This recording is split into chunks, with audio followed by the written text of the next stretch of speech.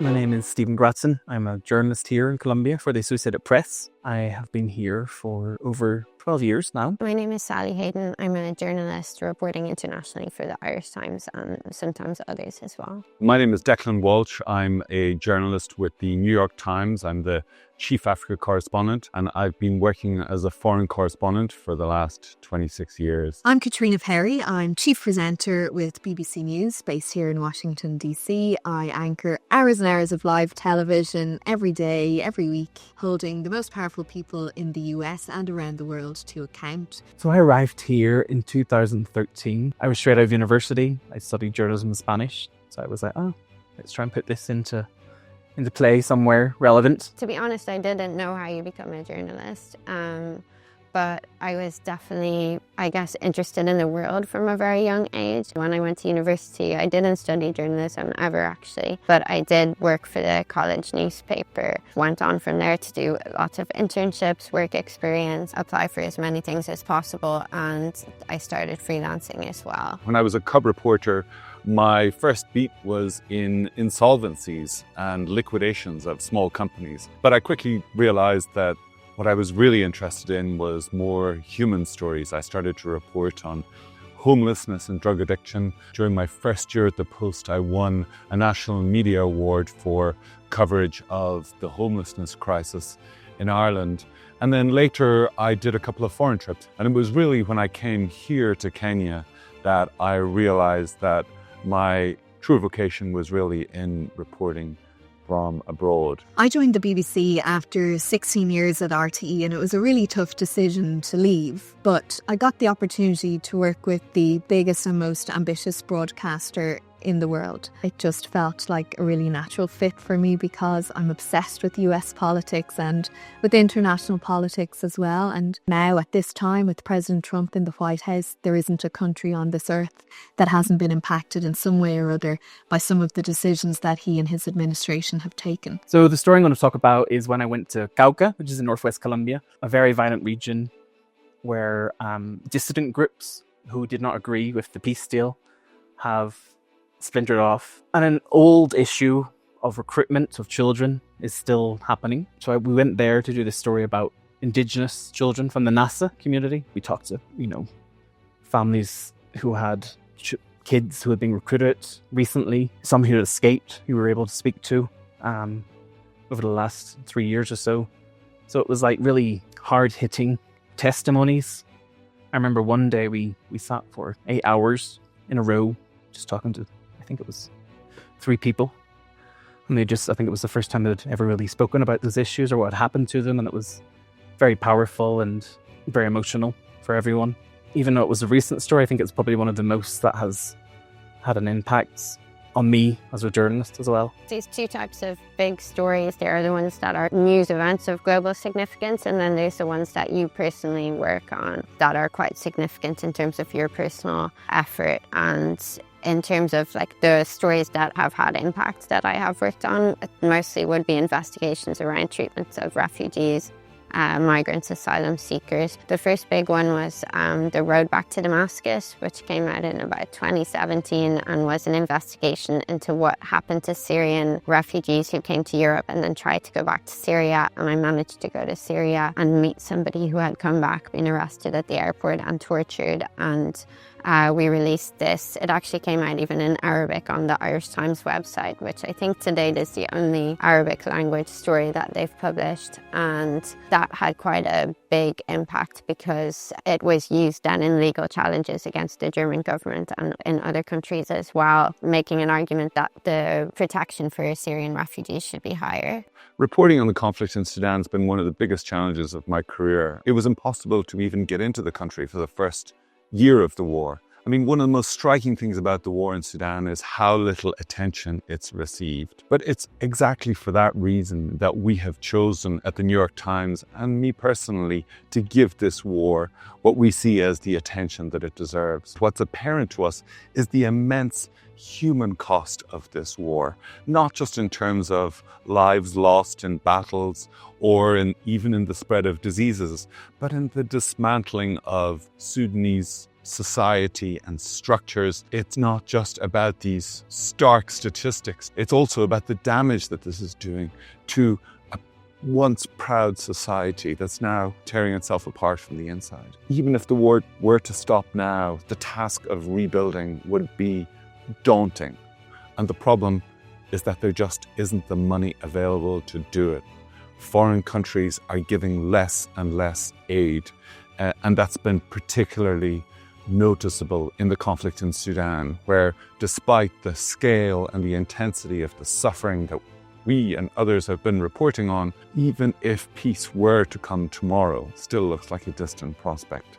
The scale and cost of rebuilding would be enormous. I'm always asked what is the one story that I remember or that stands out, and it's incredibly difficult to pick one. It's kind of trying to pick between your children in a way, because every story is different, and that's the beauty of being a journalist. Every day is different. You get to experience all kinds of things. But I would say the one story that I don't think any other story will come close to is the COVID-19 pandemic. When you think back particularly to those early days, weeks and months, and everybody was so terrified. I, as a journalist, was allowed to leave my house and go to work, but in a very streamlined way. Most of our team weren't in the office, but it put public broadcasting on a different plateau entirely, because suddenly all anyone had was turning on the main evening news or any of the news specials that we had to get the latest news, the latest rules from the government, what they were allowed to do, what they weren't allowed to do, what was open, what was closed. And so we had this really important role. I mean, we had at times 1 million people tuning in to watch our broadcasts. It's a privilege to have that connection with your audience, that they trust you and you're bringing that really important information to people. And when they can't leave their homes, that you're reflecting what is going on around the country and around the world. Nobody had ever worked on something like that in their lives, and such was the level of human pain and suffering and anguish that it caused. I do hope I never worked on something like that again, that we never see its likes again. But I don't think, and I hope in my career, nothing ever comes close to that. These kind of topics I cover, the issue of access, can be quite difficult. They're usually in places that are difficult to reach or are controlled by criminal groups or armed actors. Logistically as well, going to these places, to the Amazon or to mountainous areas, like here in Colombia, for example, can be extremely challenging. So you really need to have good sources on the ground and trust people to make the stories happen. People don't realise that you're operating very much on your own, particularly as a print journalist. I organise all my own logistics. I do, visas, accreditation, travel arrangements, find my own contacts, security assessments. A lot of that is very time consuming, and what people see published is not, it's a small amount of the job. A lot goes on behind the scenes, but sometimes that can mean that you don't have all the time that you would want to actually really be focusing on the things that you think are really important. Covering a continent like Africa is almost an impossible assignment. It's an enormous continent spanning 54 countries. To get to the story, we have to contend with bad roads, sometimes dodgy airlines, enormous distances. And then, of course, this is increasingly a continent of extreme weather conditions as well. Those have always been challenges in Africa, but the swings have become more noticeable and more extreme in recent years as a result of climate change. The other challenges that we have are bureaucratic. Increasingly, countries are erecting barriers to journalists, particularly in the terms it's very difficult to get visas. And then security itself is an issue in many places. We've reported from conflicts where fighting is going on, and that's always difficult. Now, at this time, with President Trump in the White House, there isn't a country on this earth that hasn't been impacted in some way or other by some of the decisions that he and his administration have taken. Living here and being immersed in society here and culture here really informs my reporting in a way that it can't if you're not immersed in that. So that adds to what the BBC does and how we can inform our audiences, not just here in the US and in the UK, but right around the world. I cover everything related to the environment, Indigenous issues, and a general, climate issues around the region. So I build trust with Indigenous communities, mainly, I think, by listening in the beginning. I think that's really important. Make them understand what a journalist is, because a lot of the time these people who live in very, secluded areas don't really fully grasp what journalists do. Try and understand the work I'm doing is how it's going to affect their lives, why I'm doing it, why I want to tell their stories. Ethically as well, I think it's really important to sit down with Indigenous people and kind of explain what you're doing and where the information is going to go as well, because it's also a risk factor for them a lot of the time when they're speaking about things related to the environment. Areas, most of the areas where a lot of these people live are controlled by armed groups, and they tend to be very violent. So it's important to sit down with them, especially if they're going to be on the record. As a journalist, I do think that we can help to lift up voices that aren't being heard.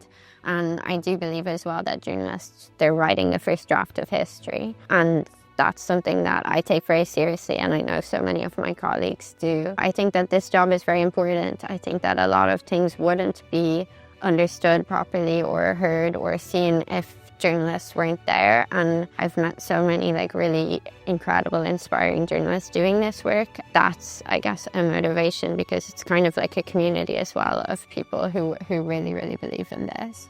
I think in this modern media environment, our role is more important than ever. There is so much misinformation and even disinformation about the world, and often the only way to find out the truth, but also to establish credibility among readers, is for someone they trust to go there. And that's why I think in our job, I often feel that there's a great burden upon us as foreign correspondents, because we have to both earn the trust of our readers and we have to maintain it through the work that we do. I think the only way that we can do that increasingly is by telling stories in the most direct but also transparent manner. In many ways, we are serving as their eyes. We want to take our readers or our viewers with us to these places and show them the reality so that it can inform their decisions and so that they can understand parts of the world in an increasingly interconnected world. I think the most important qualities for a journalist to have today are the same as they have always been. Primarily a thick skin and a hard neck, an insatiable curiosity for life, for the world around you, stamina and energy, because the hours are very, very long. You need determination and you need a doggedness about you and to keep pushing through to the last degree. But you also need to be a people person. You have to have kindness, warmth, empathy and humanity. I care a lot about giving a voice to people who don't have one, shining a light into areas where there's darkness and holding the powerful to account and questioning them, and then also looking at the impact that those decisions and those decision makers have on people right around the world. I'd always been interested in Colombia, coming from the north. Conflict, peace was always an interest of mine. And it was around the time that there was kind of whispers of the peace deal happening. So it was kind of like, okay, this could be a good place to go. Here we are in 2025. There can be consequences in a good way as well. For example, I've written in Uganda during the COVID lockdown, and I wrote about child labour increasing, and I wrote about police brutality increasing and people who were victims of that. And pretty immediately, people in Ireland reached out to try and offer help to people who had been affected by that, who I had written about. And when things like that happen, it also gives you motivation. I think there was a time where people might feel justifiably that distant parts of the world had little bearing on their lives. I don't think that's the case anymore. And I think that as Irish people, we understand that better than many others, because we are a small nation with a long history of migration and of Irish people going out into the world. And in some respects, I see my role as someone who represents the flip side of that. I have gone out into the world, but I also want to bring those stories about what I've seen back to people in Ireland and in other countries, in the West largely, so that they can understand the world better and make more informed choices for their own country. Being Irish in America is the best calling card that you can have. As soon as I meet people and they hear that I'm Irish, it's amazing how often you hear someone say, "Oh, I'm Irish too." I always get a kick out of it. It never gets old. That pride that people have in talking about their Irish heritage. And yes, Irish America often is a very different place to Ireland, but still there's that same cellular connection, that same pride, that same shared heritage, shared values, shared culture, and it's just fantastic to hear that.